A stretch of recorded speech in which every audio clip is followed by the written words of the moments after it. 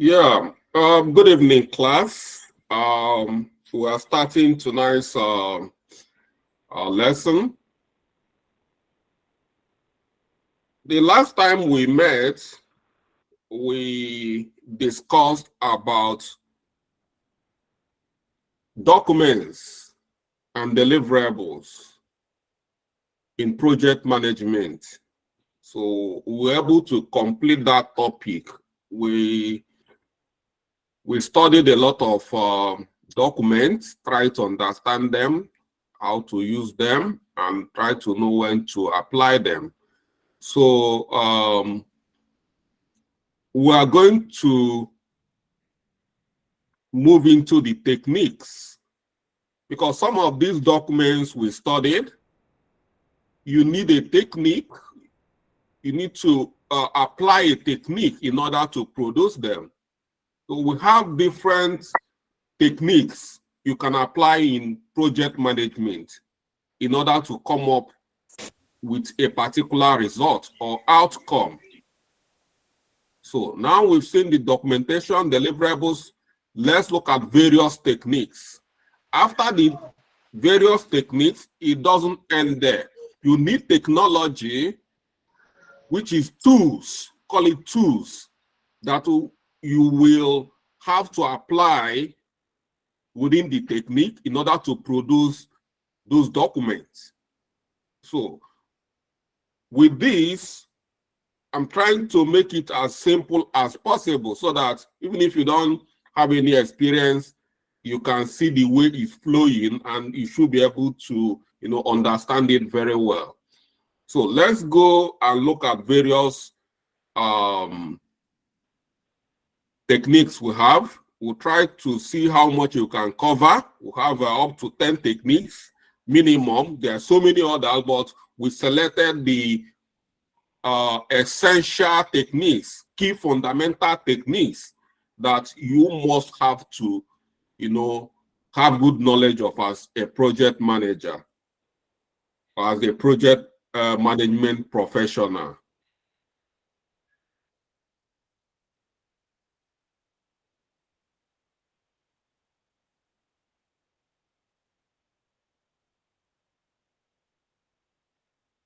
Okay.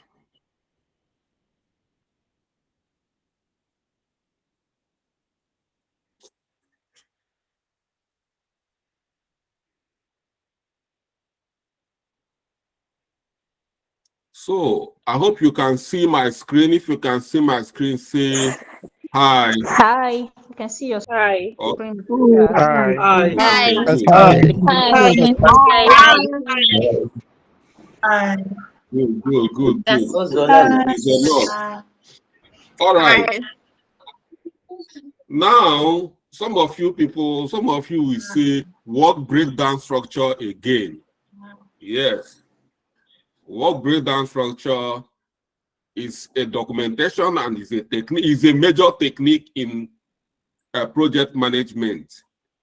As a project manager, any project you are trying to start, this is the first thing you need to do. You need to break them down so that you start having meaning. Work breakdown structure gives your work a meaning. So it's a hierarchical outline that breaks down a project into smaller, more manageable deliverables. So more manageable. If you have a 6 months project or 1 year project, you just dive into it, you don't know where are you starting. So you need to break them down into deliverables where you can manage it week by week, month by month. You have daily activities. So that is what breakdown for. It provides a clear picture of the project scope and the relationship between various tasks in that project. So we're going to try to understand it better than just a key document.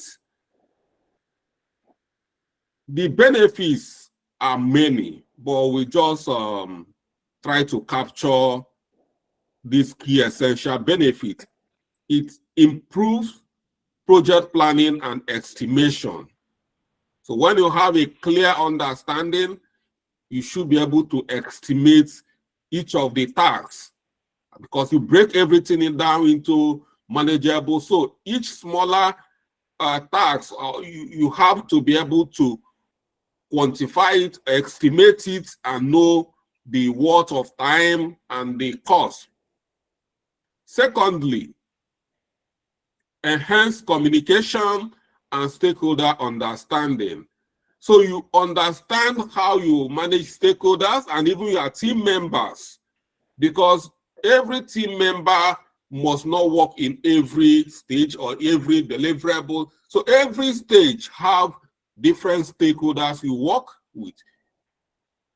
Increase focus on project deliverables. So then you already see all the deliverables, because everything is broken down into smaller tasks that produces different deliverables. Identification of dependencies and tasks. In project management, some tasks, you cannot start some tasks until you finish order. So we have dependencies and tasks. Then we'll have how to create this work breakdown structure. The first thing is define the project deliverables. Understand all the deliverables you need within the project. Break down the deliverables into major components or stages. Continue breaking them down into smaller manageable tasks. Verify that all the tasks contribute to the final deliverable. Use numbering or coding to represent the hierarchy or the hierarchical structure. So that is how you do break it down. Like when I was starting, I told you people, you just look at a picture of the terminology that we very common with us is category. We have a category, you have subcategory, you have subcategory. Just look at it from the point of categorizing your project. Bring projects into different categories and subcategories. So these are what breakdown structure is all about. This is a key, fundamental, the core of what you need to do as a project manager. Once you break your project into manageable, then this is where you start your planning. So just looking at this small example here in Dynamics 365 CRM cells, if you want to break it down into different deliverables, let's look at this example. If you're working in an IT project, first, the project deliverable here is implement Dynamics 365 CRM cells. So how do you break this down?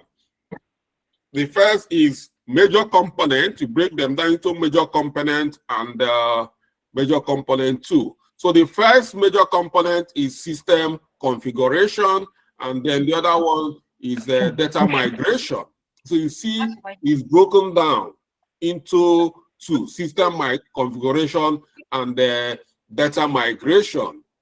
So within these, we have we break them down into tasks. Like here we have install and configure Dynamics 365 application and set security role. You see the way we are breaking it down. Then we'll come on that data migration. You say extract data from existing CRM, then map data field to 365, Dynamics 365, and then import and validate data. You can see how it's broken down. I've shown you people this before, this particular document, how I do break my work down. This is just a simple template I do use. This is ERP, Enterprise Resource Planning. This is an application. So if you are meant to implement application like this, you see, the first thing I do is that I break my work into stages. Please, I'm going to throw you out of this place. So, is it that some people do not know how to join or to be in a class before? Is that what it means?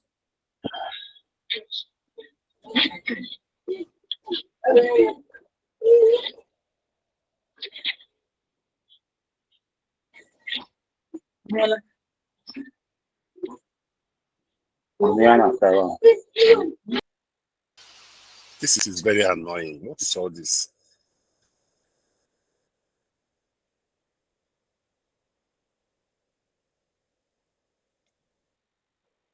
So,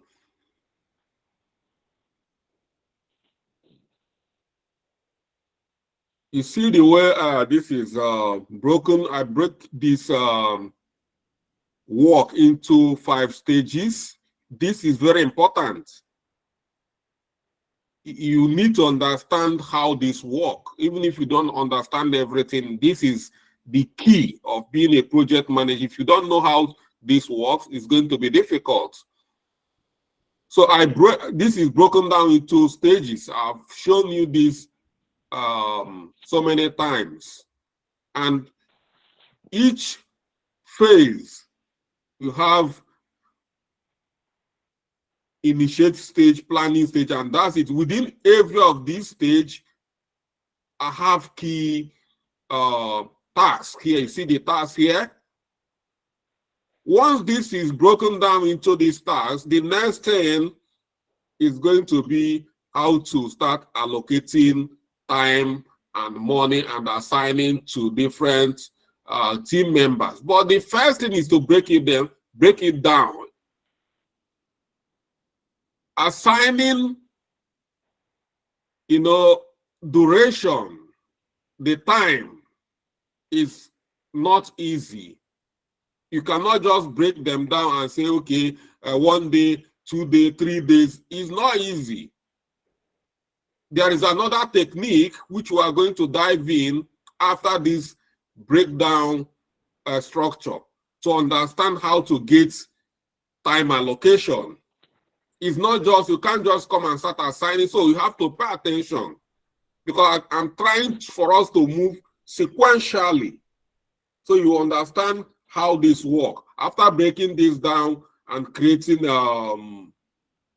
tasks, what comes next? You need to assign time or days or how long it's going to take or duration to do this work. Okay, let's go back to our main slide. So that is how to break down. I'm trying to use different examples to show you how this breakdown works. You can create it, you can use your pen and pencil to do it. You can create it using an Excel document. You can even create it using this Word document. All you need to do is go to Insert, you see table here, and you create a table and start creating your breakdown structures. So you can use anything to do that. You can equally use a UML diagram to create it. You can use Visio and just create a breakdown structure, or use a Lucid chart. There are so many ways to create it. But when we get to tools, that is when we'll start producing some of these, using some of these techniques to produce deliverable. We can't do any of them now until we start tools. Every tool, when we learn to, what we are going to be learning in those tools is how to be creating something like this, as creating all these deliverables. So, best practice in creating work breakdown structure. Number one, you need to involve stakeholders. You cannot work in isolation. Everything you do as a project manager is not going to be only your decision. You need to involve stakeholders so that you people can decide what are the deliverables, what are the things to do, what are the scope. You start breaking them down. If you have a document like a project charter document, already you can look at various deliverables in project charter, and from there, you start breaking these down.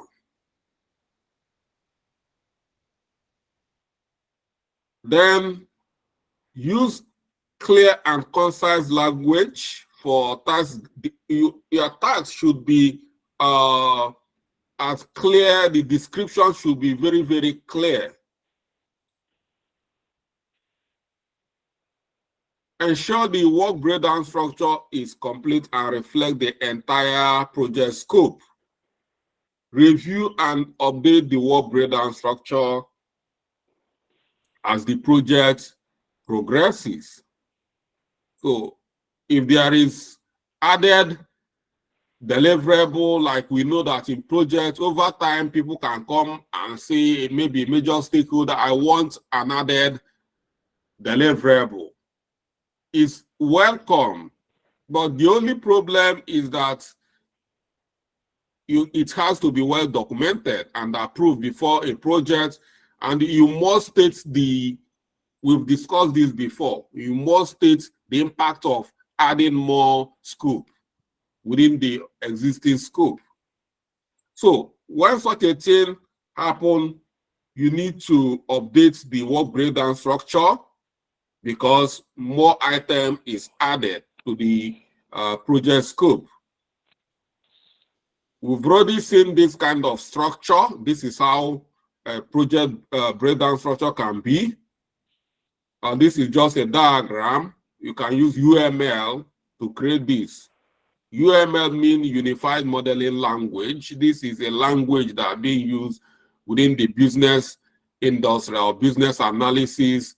Call it Unified Modeling Language. So all the diagrams we create in a business analysis is UML diagram. Call it UML diagram. So UML is the language. I used to call it language for business analysts. Just like developers, they have their own language called programming language. There is so many languages for different professions. So this is our language, Unified Modeling Language. When we get there, we'll look more into that. So let's not take more time to explain this. So conclusively, the work breakdown structure is a fundamental tool for project management. By creating a detailed work breakdown structure, you can improve your project planning, communication, and overall success. So with the knowledge you have already, we have clearly got the understanding of work breakdown structure.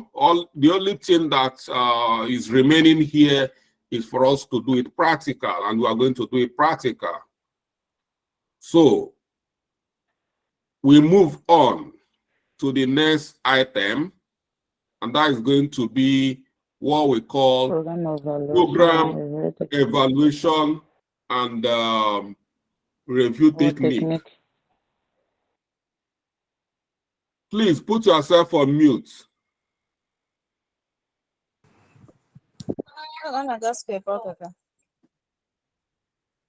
What is PAT in short form? PAT is similar to Program. Who is can't you people don't you know how to be in a class? Is it difficult? If you know it, keep your mouth shut. Other people need to learn. If you already know it, there's no need of you coming here to disturb others. If I pick on you, I'm going to throw you away, not just this class, but this program.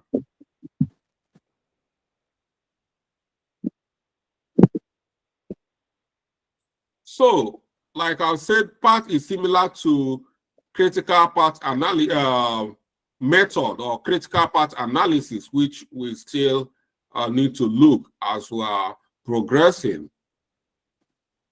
But it takes into account uncertainty of task duration. It uses 3 time estimates to calculate to calculate the probability of completing a task. So when you are trying to complete a task, like I said, that's what I'm trying to let us know, that after creating a work breakdown structure, there's all these various tasks you created. I will go back to this document. Now we've created all these tasks, but how do we know the amount of time it's going to take to create, to work on these various items? Now we see one day, we see two. How do we come about this? How do we come about this number? Do we just close the eyes and put one day? So this is where these particular techniques come in. And to do this, you need to work with your team or stakeholders. These are 3 most likely things that will happen here. Here is the optimistic time to deliver a particular task. Then we have another factor here, which is most likely time to deliver a particular task. And then we have a pessimistic time or period to deliver a particular task. So we need to understand how to combine these 3 time estimates to produce a time for your tasks in all the tasks you are going to have. Number 1 benefit, it provides a more realistic view of project timeline, considering task variability. 2, it helps to identify tasks with high scheduled risk. 3, it supports data-driven decision-making for project scheduling. So it's good to know about this, even if you don't use it and decide to be using your intuition or your ingenuity or your experience to put it. But it's good for you to know this as a project manager. Know that there is a way to get this time estimate for your project or for your tasks, various activities within your project.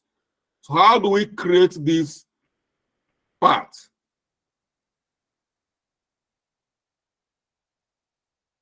The first thing is to first define the project's tasks and estimate the, you see here, estimates the optimistic, most likely, and the pessimistic duration for each of them. These things, you have to do it. For instance, is a project, as a project manager, you must not have experience in a particular domain before you start working on that particular domain. Like, for instance, here, you are a very good project manager. You've never been in cybersecurity before. You've never done any project in cybersecurity. So, as an experienced project manager, you find yourself in a situation. So you do not know the amount of time it's going to take to deliver a particular task or deliverable within cybersecurity. So how do you do that? This is where this kind of techniques comes handy. For me, I'll give you an example. this is ERP project, Enterprise Resource Planning project. This project is similar to CRM projects. So if I've used this to implement this particular template to implement ERP, I can equally use this for my CRM. So I can just use this. This is what we call experience. I can use the experience of ERP and apply because they are all enterprise applications. And configuration of both enterprise application and enterprise resource planning application and customer relationship management application, they are quite similar. The configuration, data migration, they are quite similar.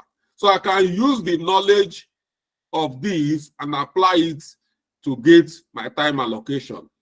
But when you are trying to go into a domain like cybersecurity, it might require a different experience. And this is where this kind of arrangement comes in. So you need to start doing estimation with your team. Like I said, you need to define the optimistic, the most likely time, and the pessimistic duration for each.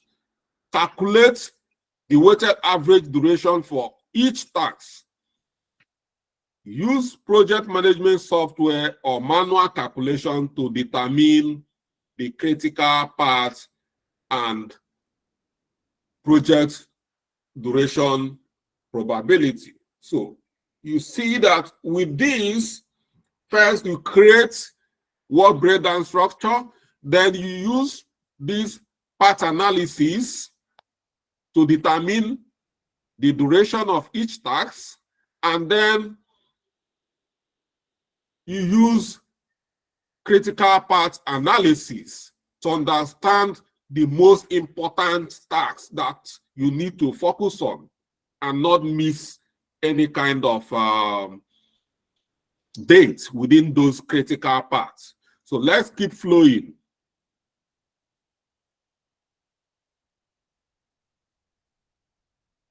So now you've seen how to create. Let's look at ways to do that. In this dynamics, you estimate the optimistic, the most likely, the pessimistic duration for the data migration, considering factors like data complexity and potential issues. So you see, when you are trying to understand a task, you need to understand how complex, and this you need kind of subject matter experts, people that have got good knowledge within that environment, like some business analysts. That's why business analyst is always handy. Such people, you need them when we are planning for these projects. If you don't have good, but if you have worked as a business analyst before, or maybe worked within the domain before, you must have experience. But you need to understand the complexity and the simplicity of every activity or every task. Before look at the the major example here, let's look at the best practice. Use the historical data.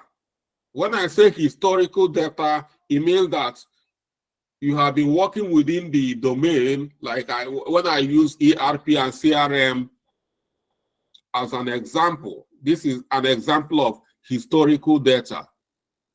This is it. This is what I mean by historical data. If I've been working on ERP applications over time, and then I want to work on CRP application, because they are quite related, the configuration quite related, I can apply historical data. The data experience from, we call it, this is where another thing we call lesson learned. what we learned from ERP can be applied when it comes to timing. That's what we mean historical data. So use historical data or expert judgment to create a realistic time estimate. Consider using path in conjunction with CPM. CPM means critical path method or critical path analysis for a comprehensive project schedule analysis, and then monitor project progress and updates path estimate as needed. So when you are working on projects, when you create a particular deliverable, there is need for keep on updating because project is subject to change. So path is a valuable tool for managing projects with uncertain task, here means uncertainty, test duration. It helps you to develop realistic expectation and identify potential risks to your project schedule. So let's look at this example of paths. So following this example, we have 7 tasks created here, and they are here A, B, C, D, E, F, G. These are various tasks. Another name for a task is activity. So these are various activity or various tasks here. You see it. We have them here. We have 7 tasks labeled A to G. So some tasks can be done concurrently. Concurrently means that you can do this same time simultaneously at the same time without disrupting. The project will still be moving smoothly. So all it means that maybe you can assign them to 2 team members working on that task at the same time. Some tasks need to finish before others start. Even if you have a lot of available team members, they cannot start their own until the other team member finishes. For instance, here in a task A, let's say task A cannot start. Task C cannot start until A is completed. That is what we call dependencies, or having a predecessor. So when you have a concurrent task, while others cannot be done until others finish, we have dependencies. And so in a situation like this, we need to apply estimates. We need to understand every task very well to understand the timing and the when we're expecting every task and the amount of time it's going to take us, and to understand the critical parts. This will help us to understand the critical parts, the project that, or the activities that need to wait, and activities that cannot wait, and activities that can be delayed, and activities that cannot be delayed. These are where all these are coming in. So we've already spoken about these 3 estimates. So let's look at how to get them. The optimistic time is regarded as O. That is the way it is. Then the most likely, or the normal time, is regarded as M. Then the pessimistic time is regarded as P. And with all these, it will help you to get the expected time for this particular activity. And it's called TE. Expected time is called TE. So here we are going to do a little mathematics, a little computation.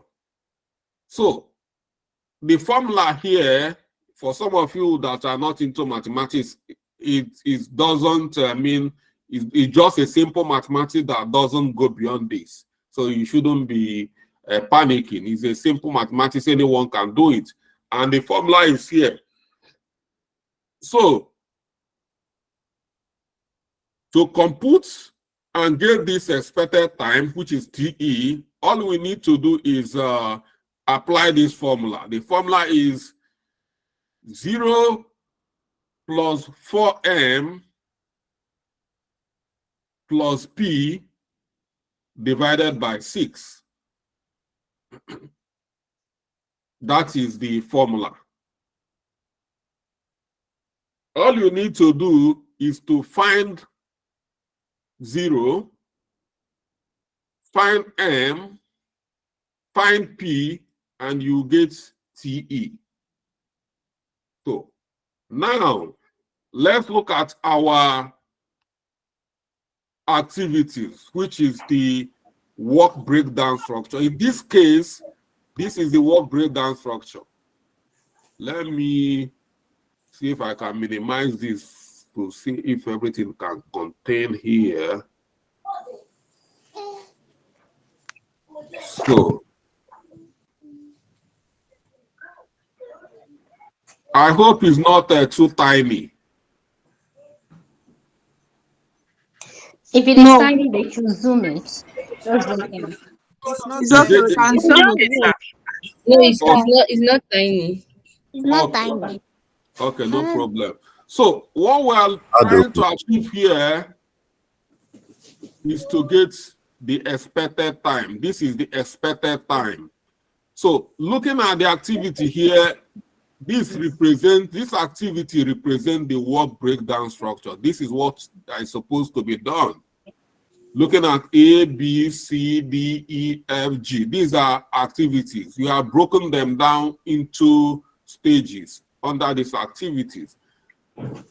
Then this is the predecessor, or let's call it dependency.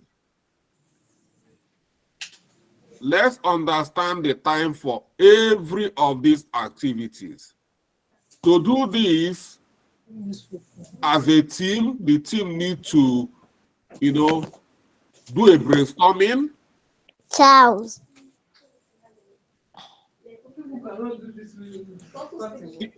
The team need to do a brainstorming. You're discarded. Who? Feature here. He? What did you do? I'm not there.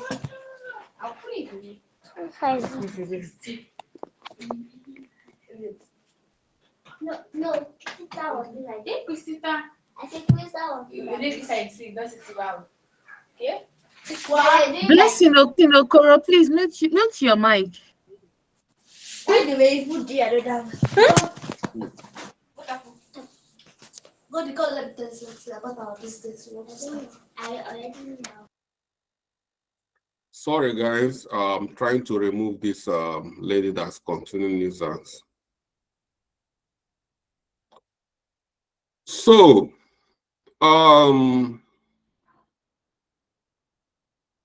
here to get this is we do a brainstorming to get the optimistic time, which is 2, and then we'll do a brainstorming to get the normal time, which is 4,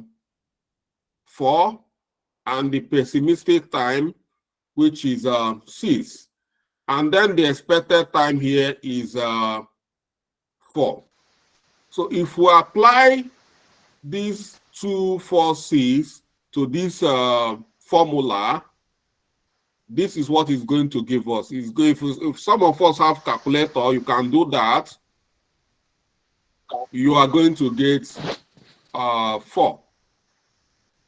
Then if we come to B, we apply it 3, 5, 9. This is what we are going to get. like I said, to get these three numbers is not, we need to do a brainstorming. At times we need to use historical data. If we don't have historical data and all of us are new, then we need to get a subject matter expert, somebody who has, you know, kind of more knowledge within this to let us know the realistic time. You see, some people will say it will take us, all these three numbers comes from argument. Let's see it that we are, we have 5 of us trying to understand how it's going to, the time is going to take us to do this. And we are telling everybody to suggest out of 5 of us in a team. Some people will say, oh, it can take me, or it can take us 2 hours. And other people will say, no, I don't think it's 2 hours. It's going to be 4 hours. Some people will say, no, it's going to be 6 hours. So this is how all these three numbers come about. Some people are very optimistic. Some people will be, okay, realistic or normal. Some people will be pessimistic. Oh, I don't think it's possible to do this in 4 hours. I think, let's just say we're going to do this in 6 hours. So this is how to do this. All you need to do is to get a balance. Get the average of this using this formula, and that is how we get the expected time. So everybody's, in this case, if you are working as a team, it's not like now you, the project manager, is saying is 4 hours, is going to be 4 hours. Now we are working with developers who are within here, or subject matter experts. Everybody is making contributions. So it's now a teamwork in order to arrive to this particular expected time. Everybody is contributing. And that is how we work as a team to get the expected time. So when we get this time, we can't say this time is imposed on me, because the whole team agreed. Because the person that is saying 2 is agreed. The person that is saying 4, you are 4 is input in play, is taken into consideration. The other person that is saying 6, you can see that even the 6 as well is taken into consideration. So it needs to be worked out and be agreed on by applying this formula. And that is how this this part work. That is how to do part. This is what the part is meant to do here. There's no other thing we're applying, but you can see that is playing an important role in project management. It's a very good technique to understand the project activity timing or duration. Is very, very key. So with this, once we were able to get the timing for all these, the next thing is to proceed to what we call Gantt chart. That is where the Gantt chart comes in. When we've gotten clear knowledge of all this, we can then start applying it to Gantt chart, or start applying it to critical parts method or critical part analysis. So that is how we get this.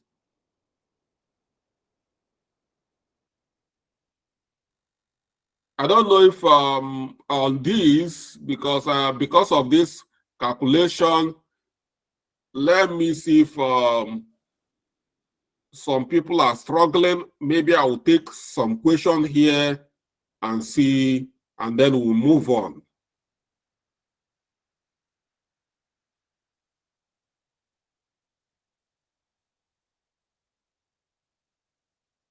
So, do we have anyone kind of struggling to understand what we are doing here? I will give room for, okay, Tochi, just Tochi and Charles, I'll give these two people opportunity to talk and we progress. After Tochi, then Charles.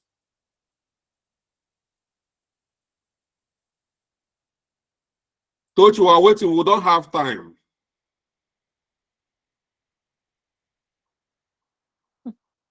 Charles and Yan, continue. Tochi is not serious. Good evening, sir. Yeah. Sir, I wanted to ask if after deliberating on the numbers or the given time, how will you know which one is the which number is going to be for most likely optimistic and pessimistic, or will you just randomly pick any number for it? No, after, like, the closest number to 0 is the optimistic time. Are you getting me?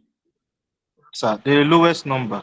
Yes, the lowest number should be the optimistic time. Because optimistic, that meaning that the person is telling you that I can do this faster. Meaning that somebody who is feeling that way is quite optimistic about doing this job at a faster pace. And the pessimistic person is saying, no, I can't do this in 2 hours, so I'll do it in 6 hours. It's not easy. You see, the person is being pessimistic. He's not being optimistic at all. Some people will say, what is 6 hours? I think 4 hours is you can see some people are in the middle. Are you getting me now? Yes, sir. So it's when the team, if we have a group of, let's say, you guys are picking numbers. You see some people are picking closer number to finishing the job quicker. Some people are picking some numbers closer to doing the job at a moderate rate. Some people are saying, no, I need time. So those people that need more time than every other person, they are so pessimistic. And you can see is clear. You using the word pessimistic and optimistic and the normal. So that is how to pick numbers. It's based on who can do it faster, who cannot do it faster. Are you clear about that? Yes, sir. Thank you. Okay. So Hello, sir. we are moving on. Are you not the person I called initially? Yes, my mic wasn't I working. don't I have had to time. log off. Please. When we are in my class, you should be on point. I'm not here for playing. If you have question, you can then keep your question till the end of the class. Then you can ask it. So, All right. Thank you. let's move to the next thing, which is Gantt chart. So what is Gantt chart? A Gantt chart is a visual representation of a project schedule. It shows the start and end date of tasks, as well as dependencies. So that is what Gantt chart is.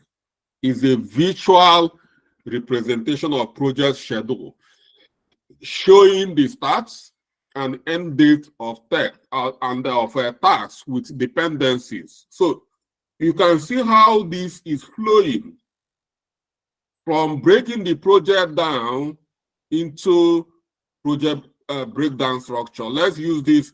We use project breakdown structure to break these particular items down into A, B, C, D, and Co. And then we use parts to understand the timing for each activity. Now, we are going to use Gantt charts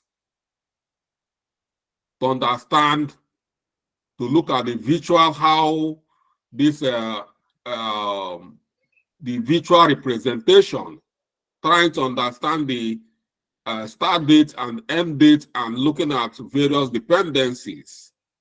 So if you look at this, it's very difficult to understand these dependencies. But you see here, this particular A and B, they are not depending on anybody. They are on their own. But you can see that C here is depending on A to finish, and B here is depending on A to finish, and E here is depending on B and C to finish, and F here cannot start until D finishes, and G here cannot start until E finishes. So you can see how they are depending, but looking at it here, it might be difficult to understand.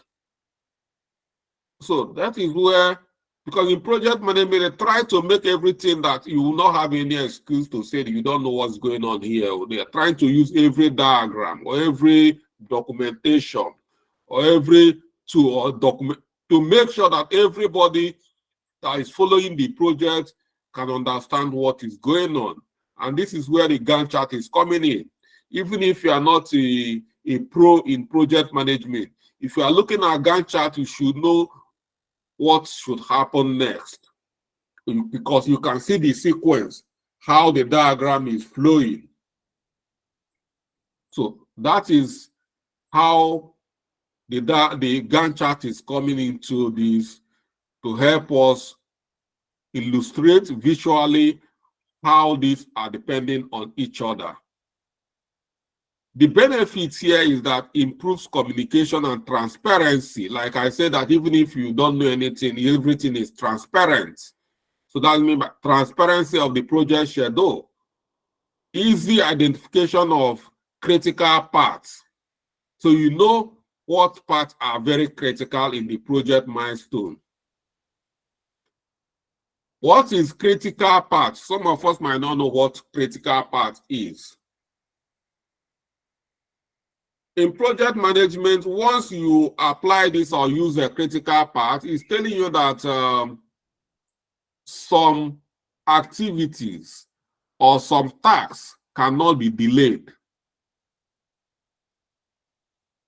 And some tasks, it can delay them and it's not going to affect the project. That is where the critical part. So critical parts are those projects activities that cannot be delayed. If you delay them, they are going to cause problem in your project planning. It's going to bring destruction with other activities. So you need to identify those critical parts and trade with caution when you are, applying in all those. That's why I call it critical. It's very critical. You don't play with deliverables or activities within the critical part area. In the area that there is no critical, you can delay some items, you can delay activities there for some time and it's still not affecting the project. So that is one of the benefits of Gantt chart. It's the identification of critical parts I'll get something now. and milestone. Ability to track progress and identify potential delay.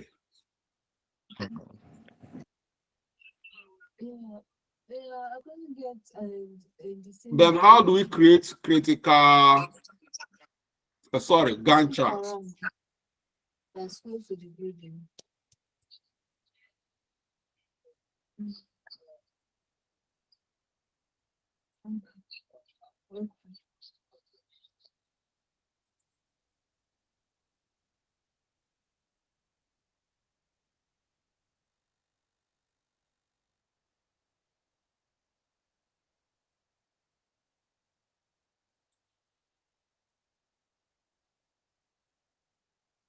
So how do we create Gantt charts?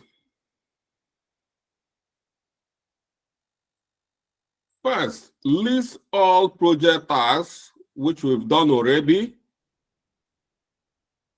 in a breakdown structure. Then estimate the duration of each task, which we've done using the paths.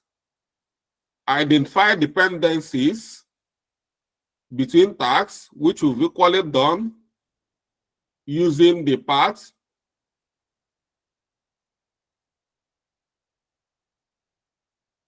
Then use a project management tool or spreadsheet to create the chart, plot tasks on timeline according to their start and end dates. Indicate dependencies with the arrow or line. So what we use to create these is a project software like a Microsoft project, and that's what we are going to use. We are going to create this and project labor. These are two tools we are going to use. But because Microsoft projects is a paid, we are going to use project labor. It help us to create a Gantt chart very well. But let's look at how it's going to look in our diagram here.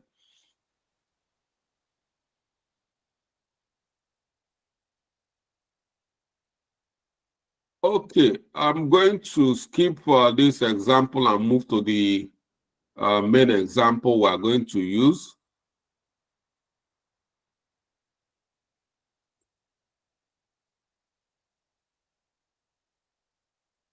So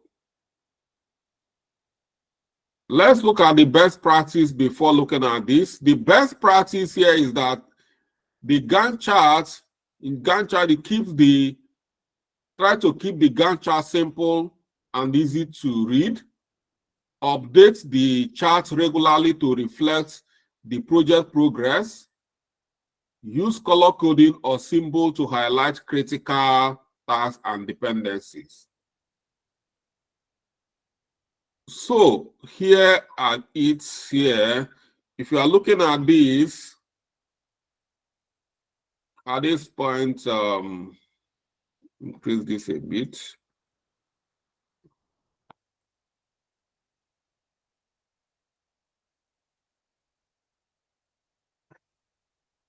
These are the tasks. You remember we listed it A, B, C, D, E, F, G. And then we identify the predecessors. Now we say that A is on its own and B is on its own. They are not depending on any activities, but other activities can depend on them. So you can see here, I've got two dependencies. D, I've got two predecessors. E here have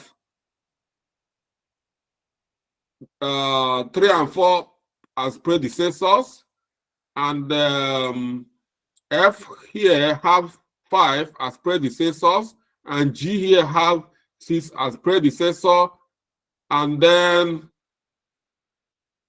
yeah, everything finishes at G. So now let's look at the duration here. The first one we captured, we said is going to be 4 days. After the analysis, after the days here, we say this is it, 4 days. So this is where we capture this Gantt chart from. We say this is going to be 4 days. So being 4 days here, which is A, 4 days, we try to see when it starts. You can see here it starts on Monday and then end on Thursday. You can see here Monday, Tuesday, Wednesday, Thursday. That is where this red, you see this red here?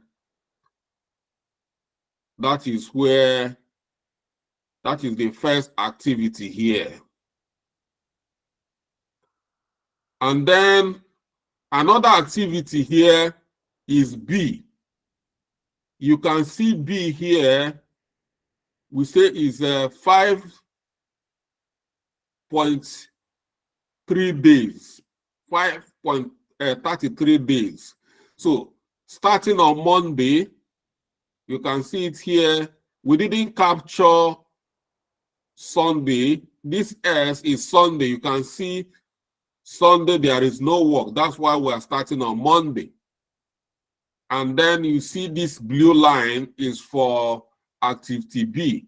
So activity B here, because it's 5 days and so you can see where it ends on Monday of another week, on Monday of July, which is yeah, this is where it ends. And you can see here it's cut across Saturday and Sunday, but there is no work. So what we are counting are work days. So it's 5 days. The 5th day is Friday. And then that's why it cut part of, that is 33. This is half a day. So it's cut across Monday of the next week. Then we come to C. Under C here, we have 5 days. 5 days here start from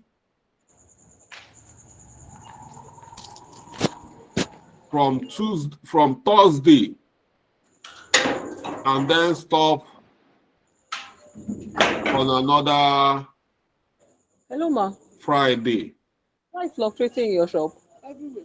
Oh, okay. So,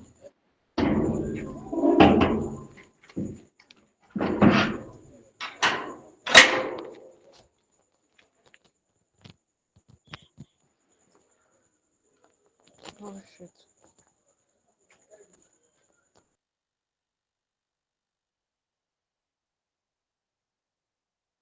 so please, some of these people that are assisting me in this, we have some people here we need to talk about it, because we have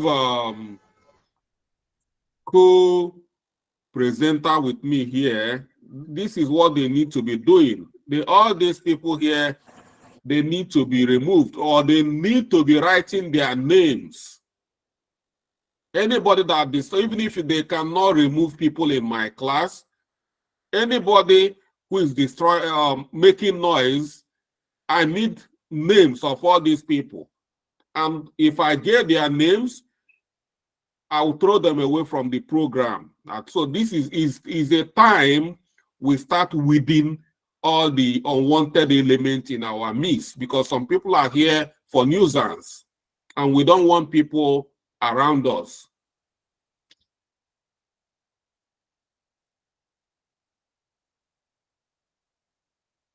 So this is how you see all these as we are plotting the duration of a project. Every project here, when you add 5 days, you add, as you are putting them, automatically the Gantt chart will start, displaying. And as the Gantt chart is displaying, is capturing the critical parts within this project. So the critical parts here are the ones in red. That is what the Gantt chart is telling us. These are the critical part areas within this project. So these are some of the areas we need to dependencies. This is what the Gantt chart. All the items in red, according to Gantt chart, they are critical parts. But it's becoming so difficult to understand this critical part using Gantt chart. Gantt chart will flow, but some people, so that's why this critical part analysis, where it comes in, because it's more clear using critical part method to understand items that are critical and then trade with them with caution. A Gantt chart is being created using Microsoft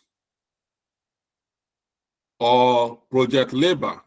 Like I said earlier, the critical part is in red and the slack is the black line. Slack connects non-critical areas. So, which is, you see slack here. These are the black as is connecting the blue. The blues are not the non-critical areas. And the red is the critical areas. So that is the interpretation of all these lines you are seeing here for you to understand them very well. And you can see, since Saturdays and Sundays are not work days and are excluded from the schedule, some bars on the Gantt chart are longer if they cut across the weekend. So that's why you see them, because they are cutting across the weekend.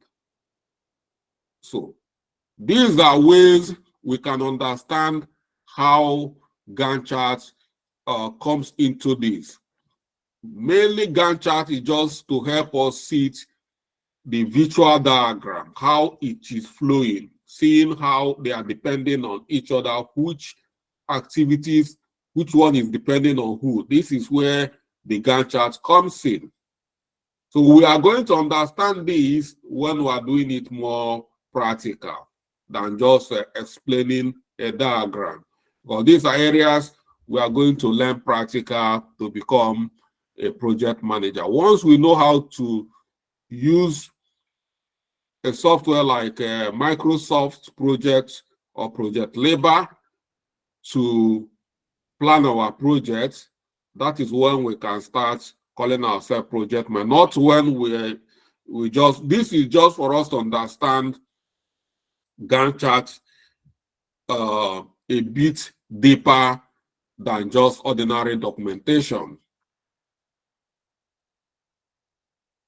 So Gantt chart is a visual tool for visualizing project schedule. It provides a clear understanding of the project timeline and helps identify project bottleneck. So having done this, let's look at the critical path method. So you can see they are just flowing for us to understand how each activity or each these different method or techniques, how they are linking up with one another in managing projects. You see, we start from breaking the project down. We use parts to estimate the time estimates. Then we use Gantt charts to understand the flow and dependencies. And then to use critical method to understand critical method very clearly, to know where we need to be very cautious. Areas that we cannot delay. Immediately the project starts.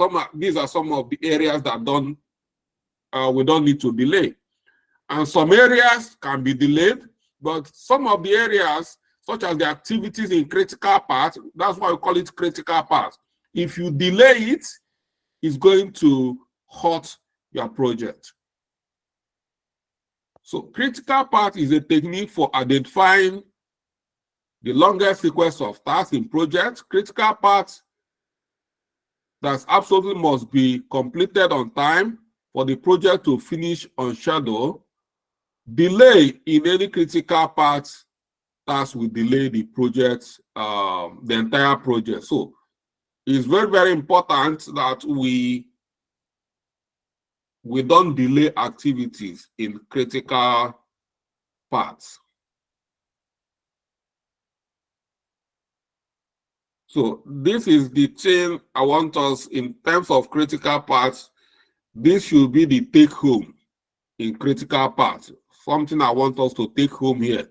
Knowing that when you delay any item or any activity or task in critical paths, is going to delay the entire project.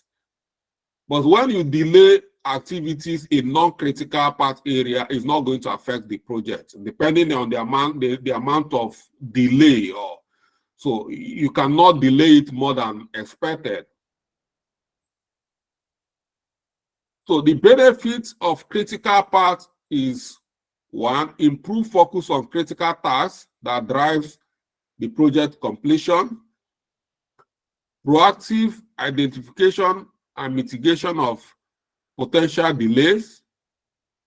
Ability to evaluate the impact of schedule changes on project duration. Then how do we create this critical path?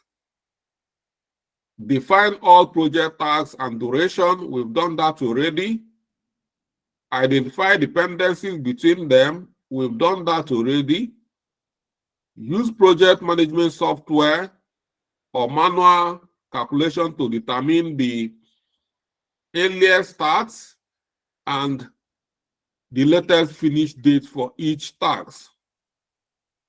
Identify the critical path by finding sequence of tasks with the least slack or flow time. Okay. These dynamics, we are going to skip this example. I wanted to use dynamics, but I'm reserving it because this is the main project we are going to work on. So I wanted to bring it early enough, but let's leave it alone till we get there. Then the best practice: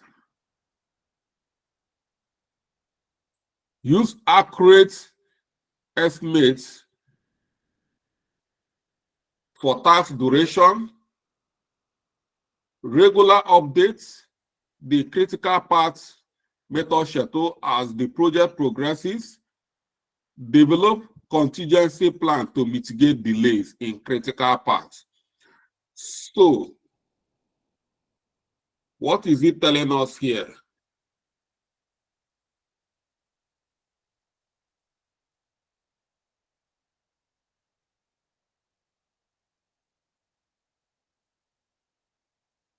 Develop contingency plan to mitigate delay in critical path tasks. So, can anybody tell us what this particular statement is talking about?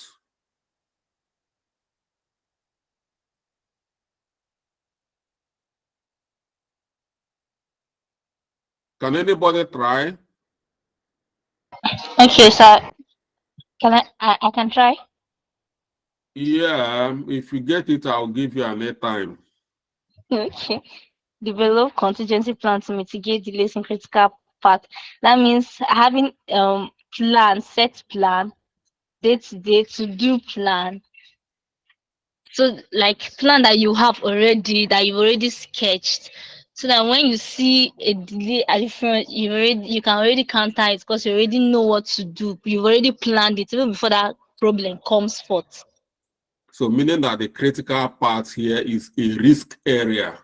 So delay in critical path is a risk in the project. So developing a plan means that just like you said, you are correct. So you are correct in your answer. And what is your name? What is your name again? My name is Miracle. Okay, Miracle. I will give you a time when we finish. Let me write your name down. Miracle Abango in Kanu, Kanu group. Okay. You see, Kano is leading now, and I'm very happy to see this. Miracle. Can I try, sir? Abang. Abang. The answer is answered already. There's nothing to try again. So I can add to it. Well, if Miracle is ready to share I'll send 2,000 airtime for Miracle. If Miracle is ready to share the airtime, Ask another question. Ask another question. I don't ask. no, the question is gone already. So when I have another question, I'll ask. But this one, if Miracle didn't get it, I would have given another person. So Miracle says develop a plan to manage it as a risk. So when it comes, you already have a plan, a risk management plan. So the point here is that critical path is where these are risk area.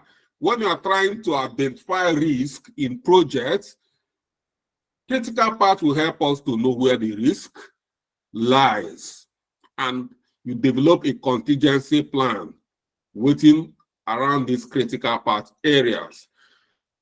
Okay, let's crack on.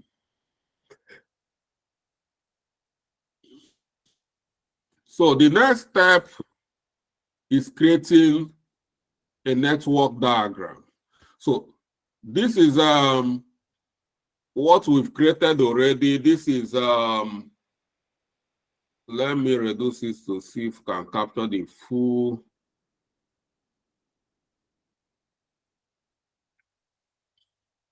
So we've created this particular, this is the breakdown of activity, all the activities here. We've captured the predecessors and dependencies, and this is the time. We've captured all these things even in Gantt chart. But let's see, how do I apply this in our diagram? So once we create this, the next thing is to create a critical path diagram. We can use pen and paper to draw our critical path, or we can use any of the software like UML software to create this critical path. So this is how a critical path is going to look like. So this is where it starts. From here, I say A. This is A, and this is B. So A and B can start at the same time. So A is not depending on B, and B is not depending on A. And you're looking at here, you can see both of them here. They don't have any predecessor. They can just start on their own. You know, you can assign, if you are a project manager, it means that these two activities, you can assign it to two different team members at the same time. They can start work at the same time. But this activity C, you need to wait for A to finish. So even if you assign this to someone, the person cannot start until A is finished. So looking at the diagram here, you see here, this is A. And this D here cannot start until A is finished. So you see the sequence. And you see here, this is C. C here cannot start until A is finished. You see another activity here. This is E. E cannot start until C is finished. Then, coming back to B, B here, E cannot start until this particular B is finished. So this E is dependent on B and C. And this C is dependent on A. And this D is dependent on A. So that is what we call dependencies in projects. So when this particular A is being delayed, you can see that it's delaying other items here. It's delaying the activity in D, is delaying the activity here. So you see, these are the different delays. So, and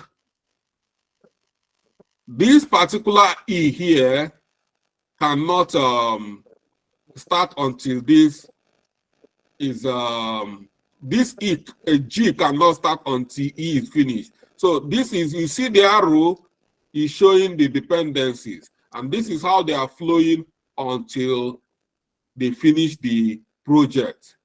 So this is how all the activities need to do. You cannot just, anybody here cannot start their work until they have to follow this pattern, they have to follow this direction before they, because what it means is that this particular person must need a data, maybe data set from here in order to complete his work. He needs information here to complete his work. So if this document is not ready, if documentation from this particular activity is not ready, this particular G will not have anything to work on. So they need information from this in order to do their work. And you see D here, D has no connection with all these activities. All they need is from here to here, and they go to finish. And they are not critical, they are not within the critical area. So they can be delayed for some days without hurting this project.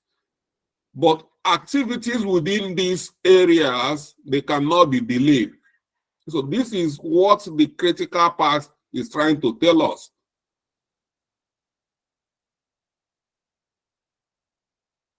So this particular document can be generated using Microsoft projects. And this is being developed using Visio or Draw.io. So these are critical path areas. So if you want to have a good documentation of critical parts in this particular project we are working on, this demo project, this is it. Now you see the critical path areas. All these areas in the red color, that is what the critical path means. They are critical areas. This is where the risk lies. So in order to avoid any kind of risk in this project, make sure that all the activities here are being delivered on time. If you don't want any, but it doesn't mean you can have, it can be delayed, but if you must delay it, make sure you have risk plan in place to handle this, because it's risky. These are where there are risks, where these are the pitfalls in your project. Where it's like a mine in a project, any activity here can cause problem within your project. So this is in a project to help you, guide you to know where there is potential dangers in your project. It doesn't mean that you have to be playing around within these blue areas, but even if you have, the point here is that even if you have little delay in this blue area, it can still be accommodated. So this is critical parts. And let's look at the note here. Activity B can be delayed almost 4 works days without delaying the project. Let's look at activity B. This is activity B here. They said here it can be delayed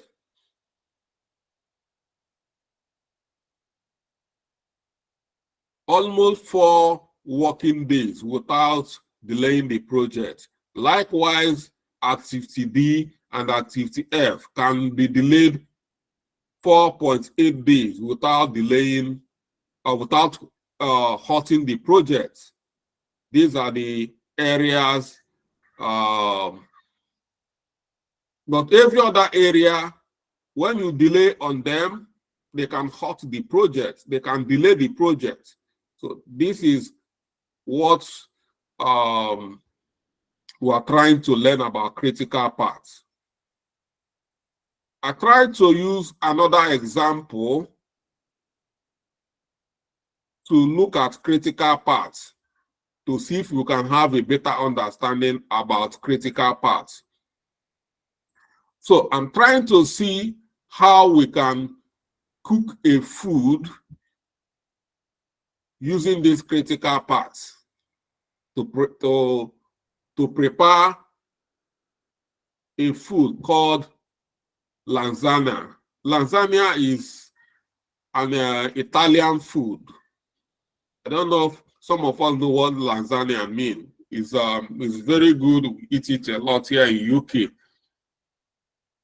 So, and how to cook this lasagna, this is the activities. If you want to cook lasagna, the first thing we need to do is to boil the noodles, drain the noodles, then cook the brown meat, add red sauce, not cook, but just prepare the brown meat, add red sauce, mix cheese fillings, lay lasagna layer, and bake the lasagna. This is how to do it. After all this, you put it in oven to bake. So that is the activity on how to make lasagna. So, and this is the various activities in lasagna. This boiling noodle does not depend on any, it's on its own. That's the first. And then drain the noodle. You have to boil the noodle before you have to drain. So draining noodle is dependent on boiling the noodle. Then this brown meat here doesn't depend on whether you drain the noodle or boil the noodle. It's on its own. But this adding red sauce, this red sauce, you need to add this red sauce to the brown meat. So you need to brown the meat before you add red sauce. Then mixing cheese filling is on its own. It doesn't depend on any of the activities above. It's on its own. So you can start it without any of these. But in order to do the layer lasagna, it has to depend on activity 2. You need to drain the noodle, and then you need to add this red sauce, and then you need to equally mix the cheese filling before you can add all this. And once everything is done, you can just, this is number 7. Once everything here is being added to this lasagna, you can then put it in the oven for baking. And that's how to cook a lasagna. So this is the activity, and this is the sequence of activity. So looking at it here, this is how it looks like here. So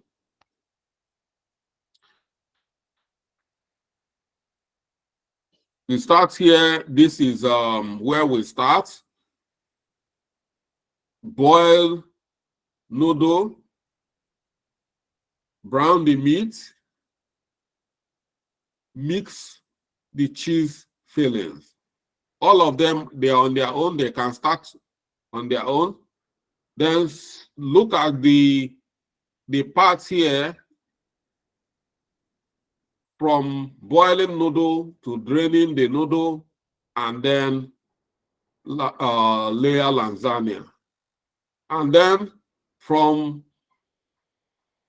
mix cheese fillings straight to layer lasagna. Browning the meat and adding red sauce straight to layer lasagna, and then bake lasagna, and then end. So this is a flow chart on how to do the lasagna, but you can see here we've done the flow chart, but we still do not understand the critical part here. So let's see how the critical part comes in here. So we already know that the critical part is the red environment. So let's look at the critical parts here.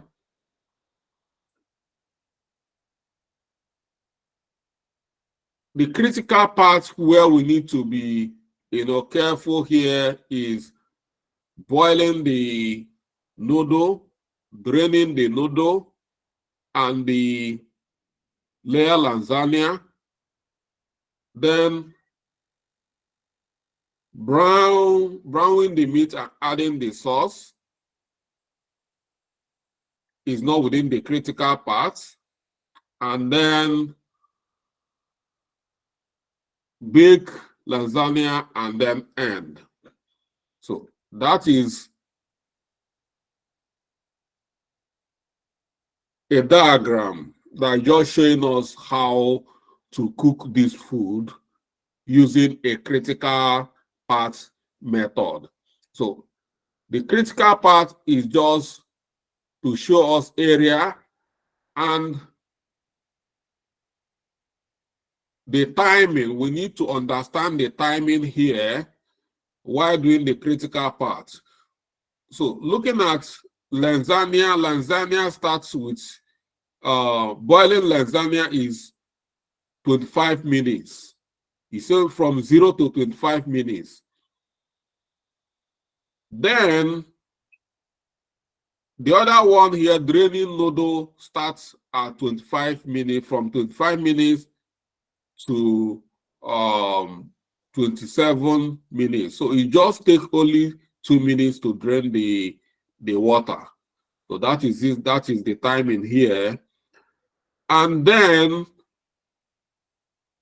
the timing here, which is mixing all these ingredients, adding every other thing, which is layer lasagna, is 12 minutes. So meaning that here it starts from 27 when this one is ending. So you can see it's starting from when this is ending. So what is it telling us? It means that all these areas can wait till these ones are ready. It can wait, can be delayed, but these ones cannot be delayed. So this is the critical part. Browning the meat and adding sauce can be delayed till this is ready. Or you can just do it when it's ready. But this cannot be delayed. But this can be delayed. That is what it's trying to tell us. Mixing cheese, this is 5 minutes. Within this time, it can be delayed. It can be delayed for how many minutes? You can wait till this is ready. This draining can be ready. So this is what he's trying to tell us. This area can be delayed, but this cannot be delayed if we are working on a time. So that is what the way the critical path works in project management. So to do critical path here, we say determine the start and the end time of each task. All the tasks immediately.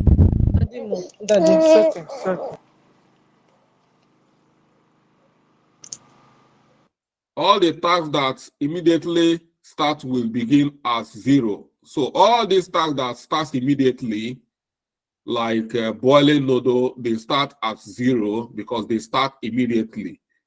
The tasks that follows will begin when their latest predecessors end. So like here, you see this, when you are starting, every of them are starting at 0 because they are starting from, they are not dependent on any of, so they are starting from 0. This is 5 minutes, it starts from 0 to 5 minutes. This is 8 minutes, start from 0 to 8 minutes. This 25 minutes, start from 0 to 25 minutes. They are not waiting. But here is, for this to start, you need to wait for this to finish. So it's starting at 25 when this one is finishing. This is finishing, boiling is finishing at 25. So draining is starting at 25. So that is how it starts. And because these have longer time to finish than all these others, this is a reason why it's critical path. Another one here, you see, this is, their duration is quite, so it's critical because this can be done while this cannot wait. Looking at the time estimate to complete these whole activities. So that is how critical part. It might be a bit difficult for some people understanding it, but when you start giving it another look and again, it will start sinking and you'll start understanding it.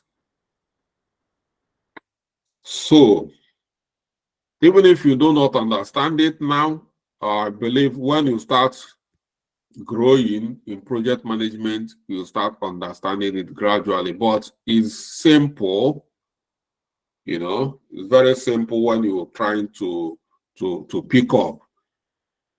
So it's very important in project management to understand all these key techniques. It's very, very important. If you know how to use Gantt chart, you might not come up to start using critical path method in your project. Everything is captured in Gantt chart. Seems to do a lot of work. That's why some people, once you know how to use this particular software,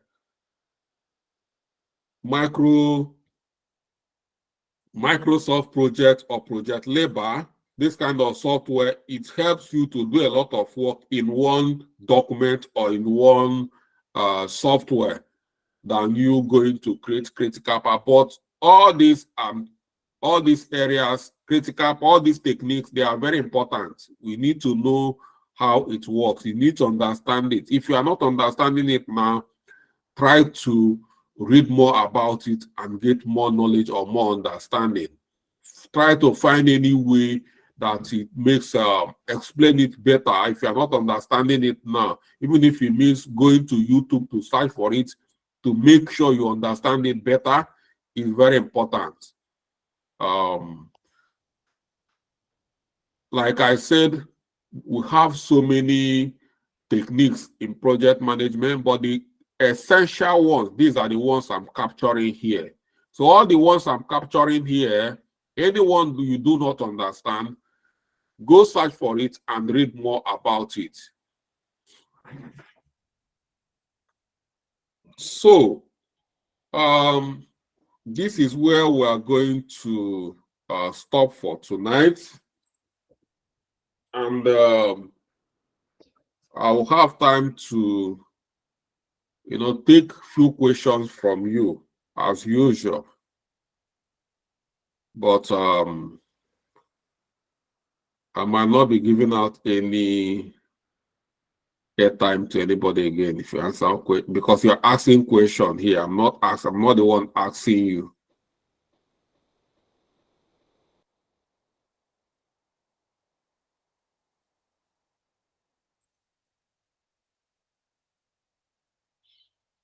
So anytime I ask question, if you get my question, you get an airtime. But if you are the one that is asking me question, you don't expect me to give you airtime for answering your question. You should be the one giving me.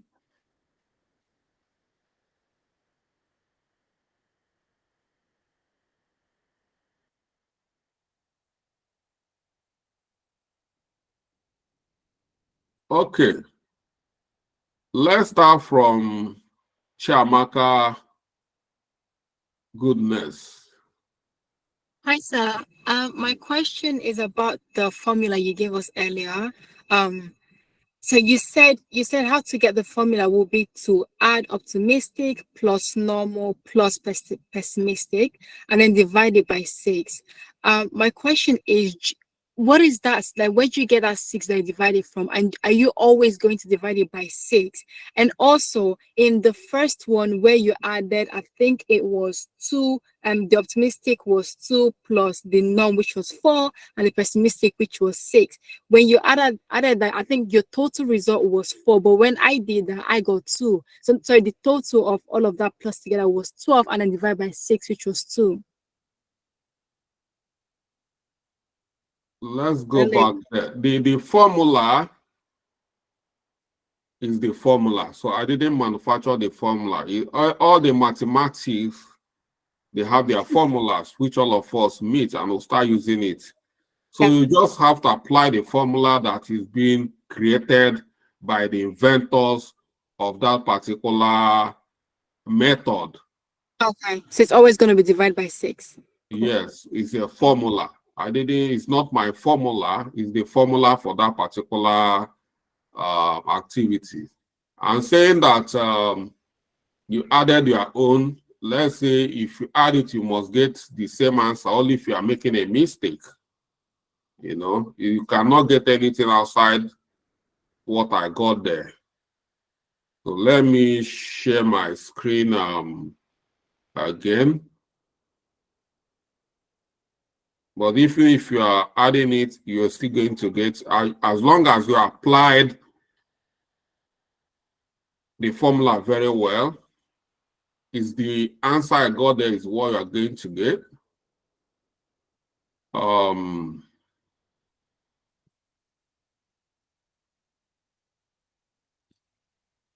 So.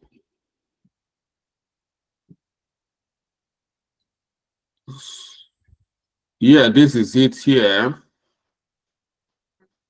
The formula here is 0 plus 4m plus p divided by 6. And what we have here, let's say 2. This is 2 is 0. And this is 4. It's m. So here should be 4 by 4. Are you getting me? Is that what you did? No, I just added the numbers, the 2, 4, and 6. So how did you say you didn't get it? You don't know. These are simple mathematics. 4m, when they ask you 4m is 4 times m. Is that not it, people in mathematics? It is, sir. Okay, 4m. So when we get this m And we say that this m here is 4. So 4m should be 4 times 4. What is 4 times 4? 16. Okay, 16, that is it here. So it should be 0, that is 2 plus 16 plus p. P here is 6. That is 18 plus divided by 4. What is it? Is it not 24 divided by, is it 6? Yeah? Yes, sir.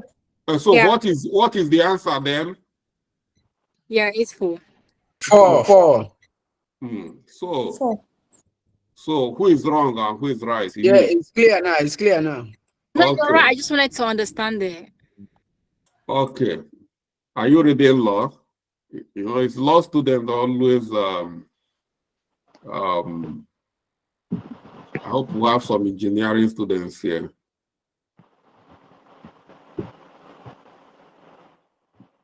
So we have Charles Okafor.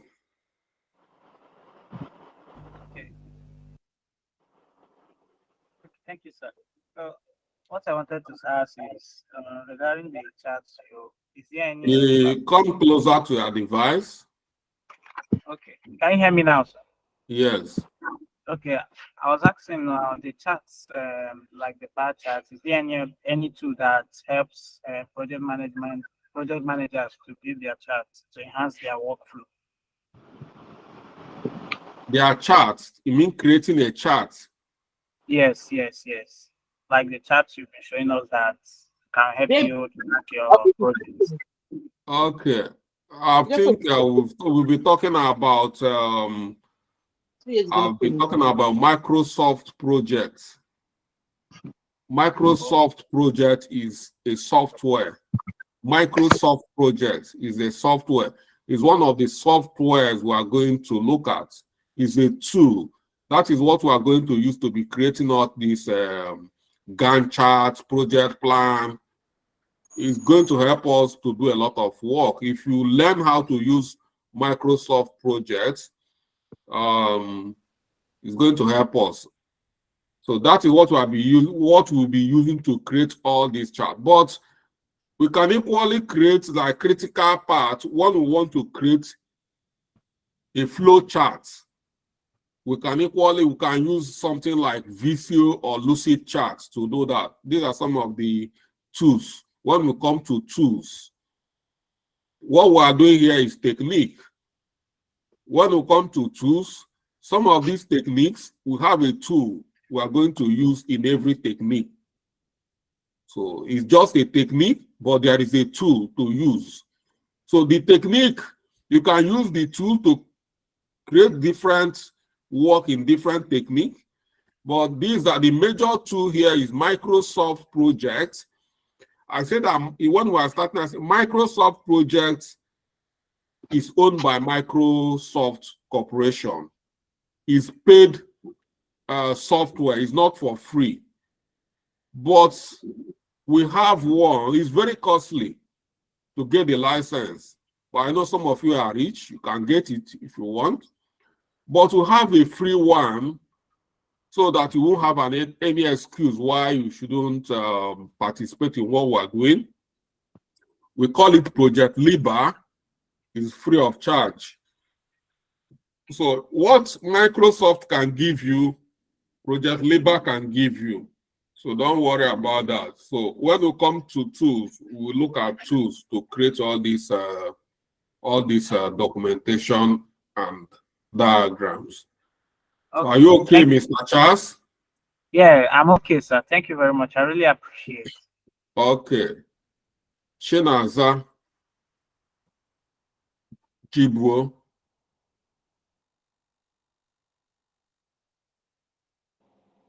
Okay. Rosemary Afolabi.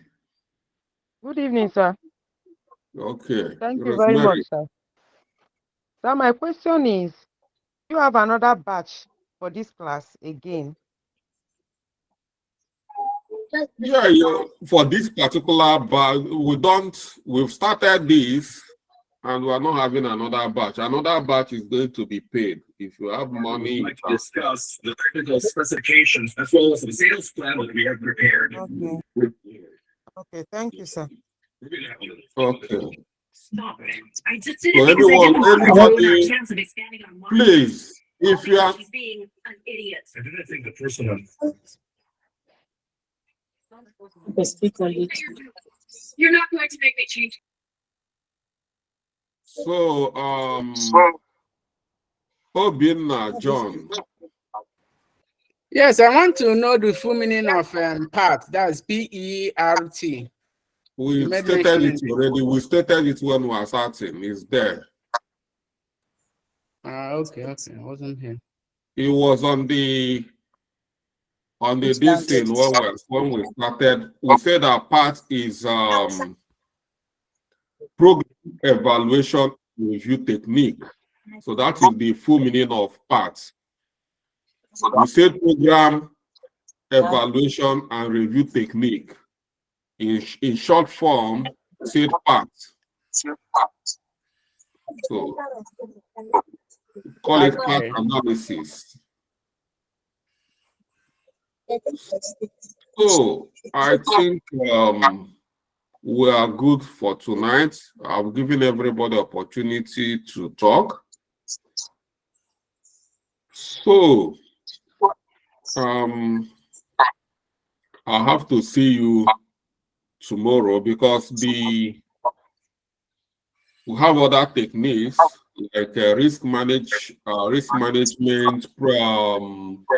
stakeholder management, and the rest of them. So tomorrow we start and finish up the rest of the techniques. So thank you for joining tonight. And for those who are here to cause nuisance, I don't know what to say about that. Yeah, and for who am I owing here? I think I'm owing somebody Miracle Abang. It's me, oh. So you send me your account detail. So I'll send 2,000 naira to your account. Oh, thank you, sir. All right. Good night, everybody. Good night, sir. Good night, sir. Thank you. Good